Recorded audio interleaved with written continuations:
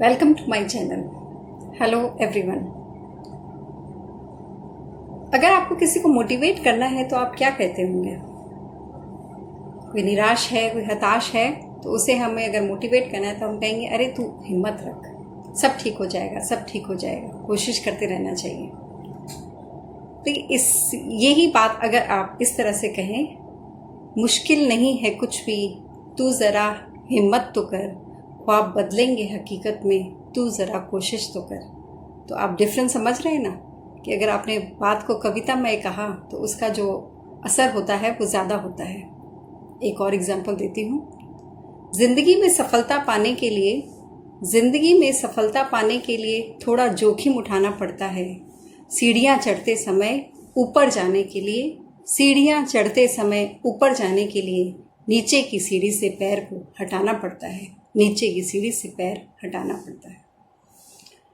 एक शायरी मुलाहिजा है। कितना भी पकड़ लो फिसलता ज़रूर है, ये वक्त है यारो बदलता ज़रूर है। तो आप लोगों को ये सुनकर मज़ा ज़रूर आया होगा। जब हम किसी को मोटिवेट करते समय हिम्मत वाली जो कविता थी उससे भी एक जोश भर जाता है। जी हाँ दोस्तों, कविता में ऐसा अट्रैक्शन है जो हमें अपनी ओर खींचता है। हम सब के मन में एक दबी हुई इच्छा होती है कि हम भी कुछ इसी तरह का काव्यात्मक लिख पाएं, बोल पाएं, क्योंकि कवियों का एक रुतबा होता है जो एक सामान्य व्यक्ति का नहीं हो सकता। फॉर एग्जाम्पल, अगर आप किसी कवि या शायर की पत्नी से पूछें कि भाई साहब, यानी ऑफिस के बाद साहब कहाँ गए हैं, तो बड़े शान से कहेगी कि कहीं महफिल जमा रहे होंगे। और अगर यूं ही कोई है व्यक्ति साधारण, तो उससे अगर पूछेंगे तो हम तो यही कहेंगे ना कि भाई अपने दोस्तों के साथ के गप्पे हाँक रहे होंगे।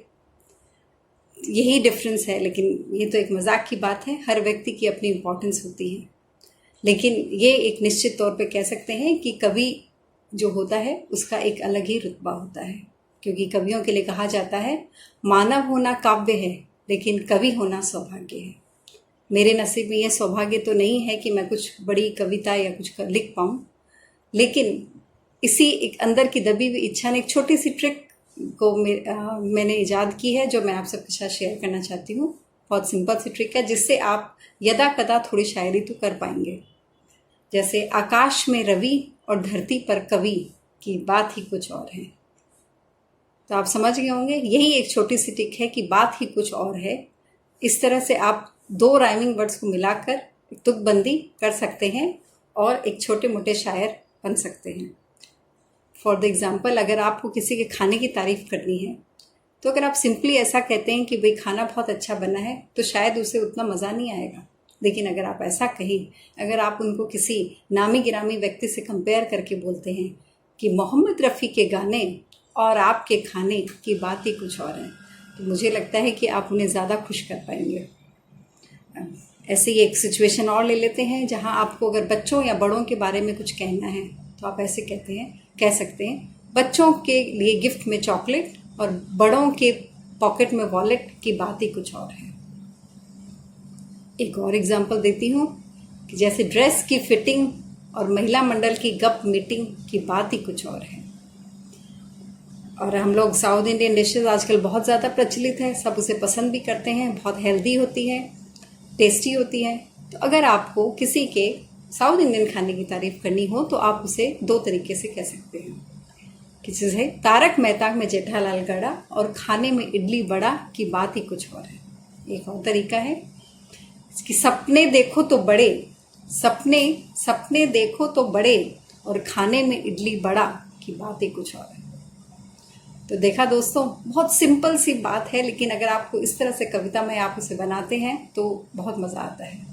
मैं तो इस चीज़ को बहुत एंजॉय करती हूँ, इसीलिए मेरी इच्छा हुई कि मैं आप सबके साथ इसे शेयर करूँ। आप अपने घर में इसे ट्राई ज़रूर कीजिएगा, और अगर पसंद आए तो मेरे चैनल को लाइक, शेयर एंड सब्सक्राइब ज़रूर कीजिएगा, क्योंकि वैसे तो कहा जाता है कि कानों के लिए बाली और हौसला अफजाई के लिए ताली की बात ही कुछ और है, लेकिन यहाँ पर आपकी तालियां तो मुझे सुनाई नहीं देगी। लेकिन अगर आप मेरी हौसला अफजाई करना चाहते हैं तो मेरे चैनल को लाइक, शेयर एंड सब्सक्राइब कीजिए। Thank you.